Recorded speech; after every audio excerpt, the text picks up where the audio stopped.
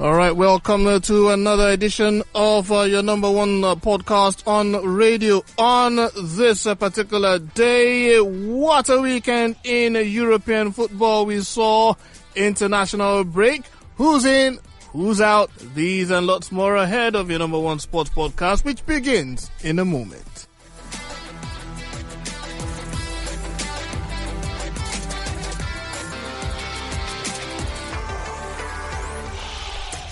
All right, welcome. I am Bimbola Woyale, and this is Sports the Money. It's our week starter edition, and we will start this one with the story of the London Marathon over the weekend. World record holder Eliud Kipchoge was beaten in the London Marathon as Shura Kitata won that particular encounter. Well, we are going to go into our conversation straight away as we have Azu Prince Onitsha waiting on the line. Good morning, Azu. Good morning to you, Bimbo. All right. Yeah, how was the weekend? It was a weekend. Are you talking about sports now or just my own weekend? Everything in general. Yeah, it was a field weekend. All right. Let's quickly go into it. It was a weekend of goals in the English Premier League. Just one draw was recorded, and that draw even had goals. It was a score draw. We saw Chelsea defeat Crystal Palace. Everton beat Brighton based on their form. Manchester City and Newcastle, Leeds drew with Manchester City. Saturday was looking good. Sunday was the was the dramatic one, especially in the English Premier League and all of that. With everything that we saw, let me start there. There were three games on Sunday that really turned things that maybe made bookmakers wondering. It's like something crazy has happened. So let's start with the most scandalous of the games. And there's no other way to lay up this question using a basketball term. What went wrong for Liverpool? It was a blowout. If you want us to use the basketball term. It was a blowout. It was a blowout for Liverpool. I didn't see this coming. It was a very, very scandalous loss. Now, we don't have to link this to, was it the goalkeeper? Was it that Hane didn't play, or Thiago was out due to COVID, or just that Liverpool had it wrongly on that day? It might not be the same thing, but remember Villa had some kind of result against Liverpool, a 5-0 victory in the Carabao Cup last season. We might not link it to that because they had their first players playing in the World Club Cup that time. This time around, it was something we expected to see football. Villa had shown us that they've been on form in the last 6 games before that particular game. Dating back from last season, winning almost all their games and not lost any also this season. Jack really just needed that support, and I think it's a fantastic move for him to have stayed at it. Killed the old noise of he did the switching to a bigger team or not, and he remained at Aston Villa after taking them off relegation. It's a honourable one, and this is what your top players to always say. But now, what happened in that game was the high line kind of defense that Jurgen Klopp will always want to bring up. So I think the coach of Aston Villa already knew that this is the kind of side they play, and he counted on it. But Vidic was instructing himself, and the young man who was the top scorer in the championship for Brentford before moving on to Aston Villa chose the best of days to score a hat-trick. The last time we saw this against Liverpool was in the Cup Cup in 2010. So that's how bad it could be scoring against Liverpool. But it scored 7. Bimbo, I was wondering what was happening. I think Liverpool lost it from the first day. They said, Adrian, come and be our goalkeeper. A man who was released by West Ham Football Club. They needed a backup goalkeeper, and that's the next person they went for. You need to get confidence from your goalkeeper moving on to the defense line. Gomez was shambolic, playing for Alexander Arnold, who also showed that he's not a top class when it comes to defending. Good player all the way. I respect him a lot. I love him so much. But it was a bad night for them. And I think it was just one of those days. There shouldn't be too much panic for Liverpool. But it should tell Jurgen Klopp that there is little or more to be done in that defense. I don't see it happening again. It was just one of those games. I think they get back to normal. Yeah, do what they have to. A one-off thing. Now, we saw something quite similar earlier, and maybe Liverpool should have taken a cue from that happening, even though the two teams, were quite strong on their day at Old Trafford. Ole Gunnar Solskjaer, after losing 6-1 to Jose Mourinho's Tottenham Hotspur, said he takes full responsibility. Let's listen to what Solskjaer, exactly, said. Nowhere near good enough. And when you have a defeat like this, which has happened at the club before, you've just got to look yourself in the mirror, say they're lucky now, the boys, or lucky, I don't know if it's lucky, but they're going away on international duty, some of them. But the ones who are staying here, we've got a good time to work, but we don't see each other for 10 days, and that's hard now, because we need to battle our hatches or battle down and get together, because that wasn't anywhere near good enough as a squad or a team. All right, we've listened to Ole. Does taking responsibility, does him saying that he takes responsibility, does it totally absolve him of all criticism? To a level, it does. And mind you, I don't think it's just Solskjaer's problem. Although he has a very huge issue with the lineups. I remember last season when they were winning games, it was Scott McTominay and Fred who were staying in that defensive midfield position. Now you have those same players on the bench and you're playing a Pogba and a Matic. Matic, a no-no for me. Pogba, I think his time at United is long overdue already. He should go to a bigger club and let them cash in and get some other players. Maguire has shown that he's not deserving of that amount. And this is what I say with coaches. Take your time, study players. Don't buy players who have just one or two good seasons and you think they are good to go for a bigger club. Yeah, we'll always gamble, and that's just one of the things Manchester United have done. You need a Sancho. I saw how angry Evra was, Patrick Evra, the former player for Manchester United, and he said something. Even if we lost 6-1 to Manchester City in my own night, was that the case? It wasn't about the loss. It could have happened to anybody. City could lose scandalously and still go on to win the big title. But the challenge is, what does the future for Manchester United? How soon will it stop?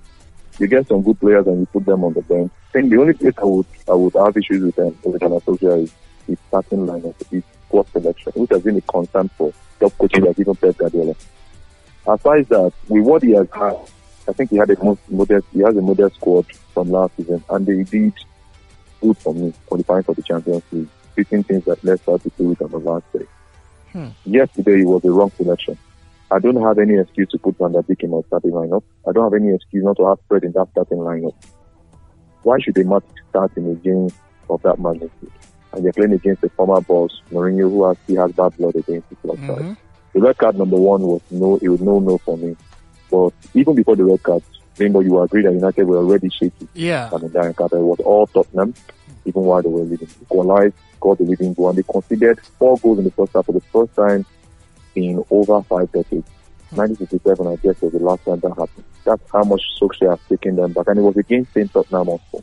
So I think they didn't check the books before they went into that encounter. It was really, really poor. Now, the blame has left to hear some other players. Van der Beek was the best player for Manchester United on that match. He was the best player also when they played against Crystal Palace. With the little time he had to play. What does that tell you? Creativity is needed in that team. And you need somebody who can spread the ball around. Good, they've got the Cavani. Now, they got the Cavani, maybe a master of movement plans, and they need to do something about it. That takes me to my second question on the United matter, and it goes back to another thing that Ole Gunnar Solskjaer said, and I'm going to play that for you again. Let's listen to what Ole Gunnar Solskjaer said about the quality of players he has. We defend as a team. We defend from the front. We defend as a group, and whoever we're linked with doesn't mean it's true, is it? So we're going to be linked with players all day long, and but we need as a group and team to get the performances as we were before the lockdown or after the restart. So where we were a very good defensive team, we didn't concede loads of goals. We but with the talented players, that's it's something I have to look at, because we can't be as open as we were today. Now, when he was talking about, having talented players, he used air quotes. We can't, since, all we have is audio, but, I was watching the video. He used air quotes, which suggests some bit of sarcasm as in having talented players. Is it a quality? Is it an issue of not having enough talent in that United squad, do you think?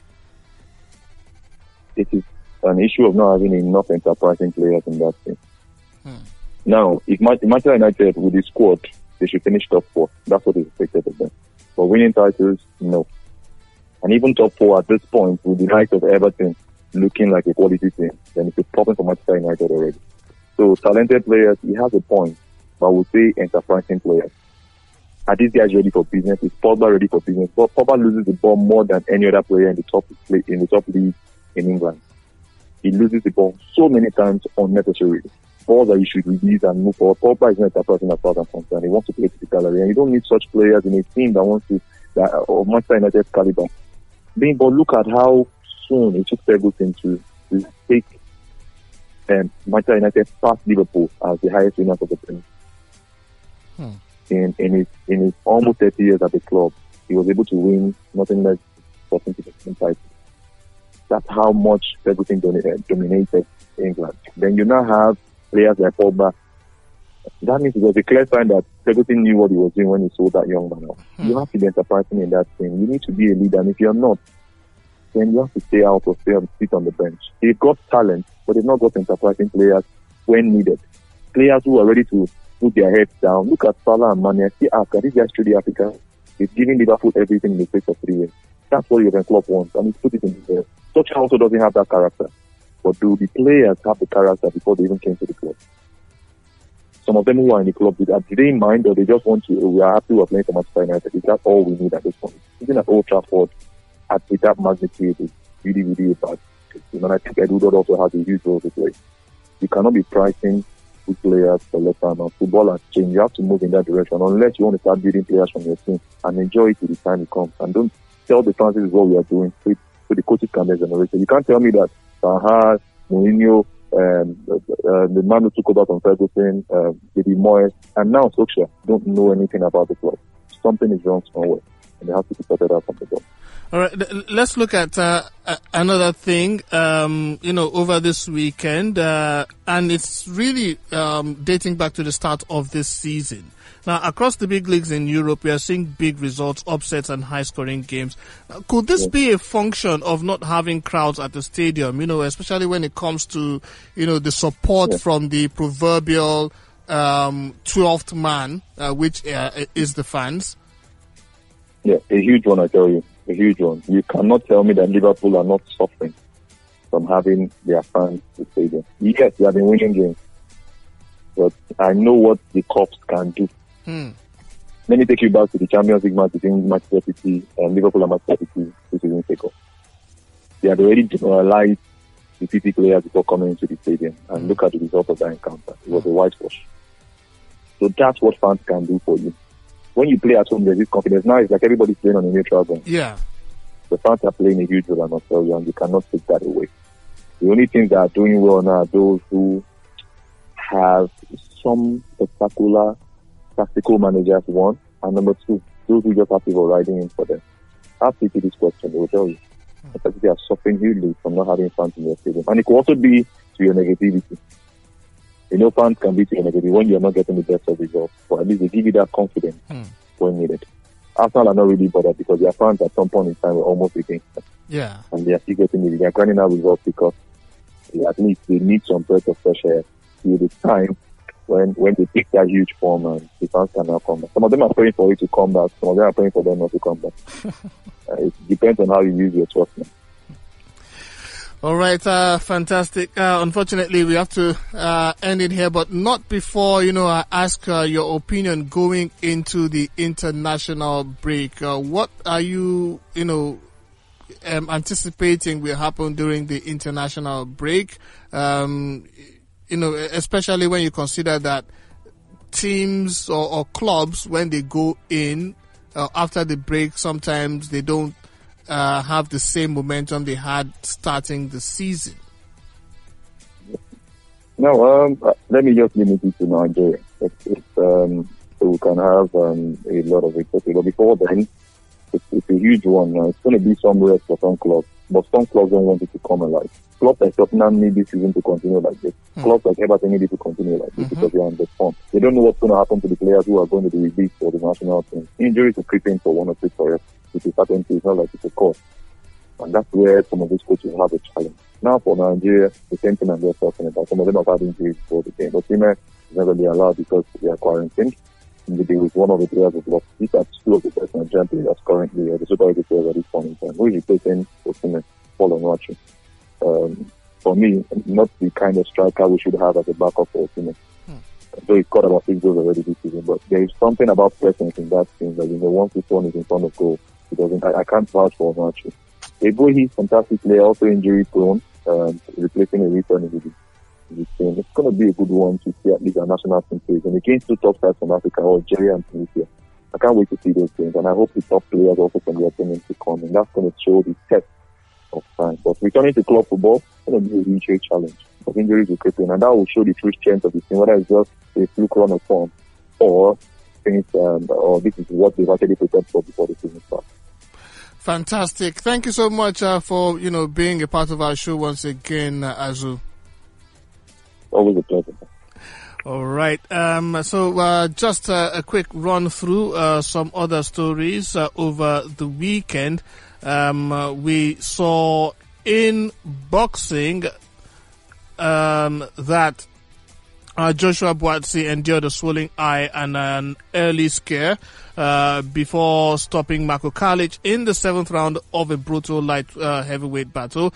The 27-year-old persevered and he preserved his perfect professional record with a display of grit and firepower as he overcame Croatia's Calic, who was aggressive in the open rounds, and then explosively Buatsi forced the stoppage to bring up his 13th straight win. Now he's quickly found the range for his swift jab despite a 13-month absence from the ring. So that's our show for the Monday edition of Sport the Money.